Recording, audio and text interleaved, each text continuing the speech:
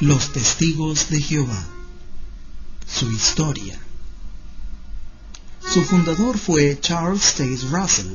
Nació en Pittsburgh, Pensilvania, en los Estados Unidos de Norteamérica, en 1852. Sus padres eran cristianos presbiterianos, y él se volvió adventista. El año 1870 organizó un curso en su ciudad natal para estudiar la Biblia. Aquí tuvo la oportunidad de conocer los estudios de un cierto Guillermo Miller, que se referían a la segunda venida del Cristo, interpretando Daniel 8:14. Después de 2300 tardes y mañanas, el santuario será purificado.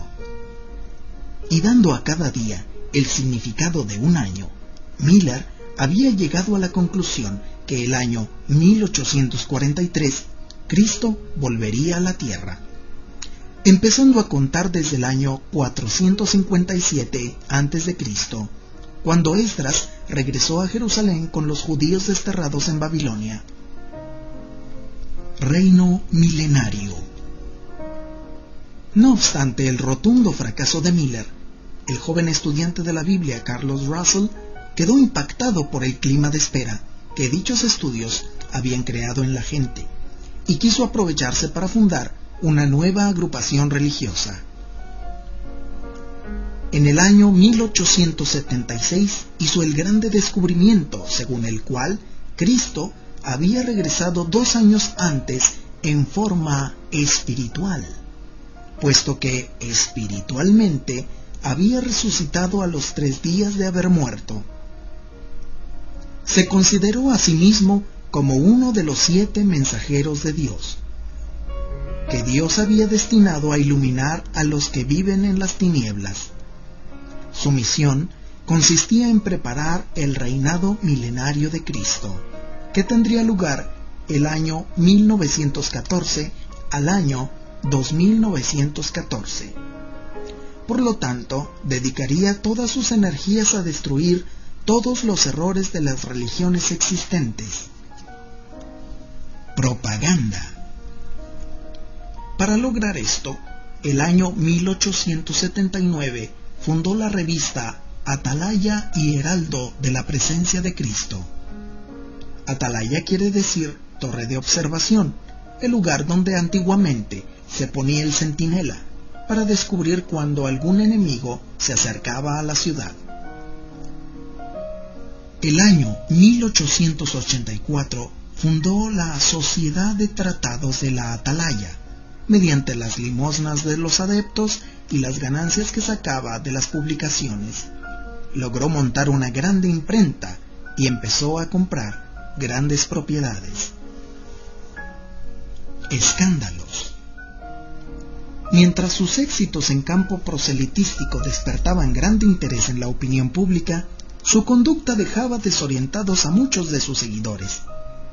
En 1897, la esposa de Russell, alegando crueldad e infidelidad, pidió y consiguió el divorcio. Russell apeló 5 veces, sin conseguir nada. Más tarde, tuvo que comparecer ante los tribunales bajo la acusación de vender trigo milagroso a $60 el barril. Aseguraba que iba a producir 15 veces más la cosecha del trigo normal, lo que nunca se realizó. Fue condenado a regresar el dinero.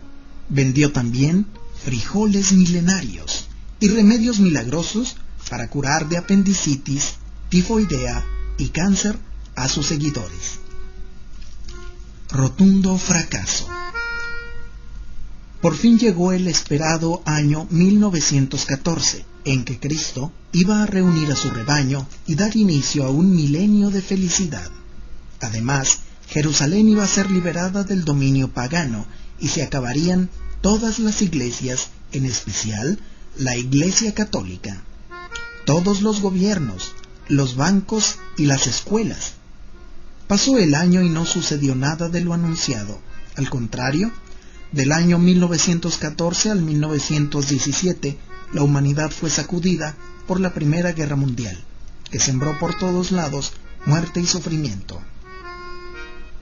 Frente a un fracaso tan rotundo, Russell volvió a estudiar la Biblia, llegando a la conclusión que efectivamente Cristo había regresado en 1914 en forma desapercibida. Había luchado contra Satanás y lo había arrojado a otro lugar donde seguía haciendo el mal. Los 144,000 elegidos. El año 1916 murió Russell, mientras viajaba de Los Ángeles a Brooklyn, donde había establecido el cuartel general de su movimiento religioso. Le sucedió Joseph Franklin Rutherford, que se dedicó a borrar de la mente de los testigos de Jehová el recuerdo del fundador. Aplazó la segunda venida del Cristo para 1918. Al no suceder nada especial, dijo que había hablado del templo espiritual de los 144,000 elegidos al que Cristo había vuelto para purificarlo. En 1919 lanzó la revista quincenal La Edad de Oro, que con los años cambiaría de nombre. En 1937 se titularía Consolación, y a partir de 1946 hasta la fecha, Despertad. Campaña anticatólica. Desde 1922, Rutherford empezó una campaña diabólica contra la Iglesia Católica, transmitiendo conferencias por las emisoras.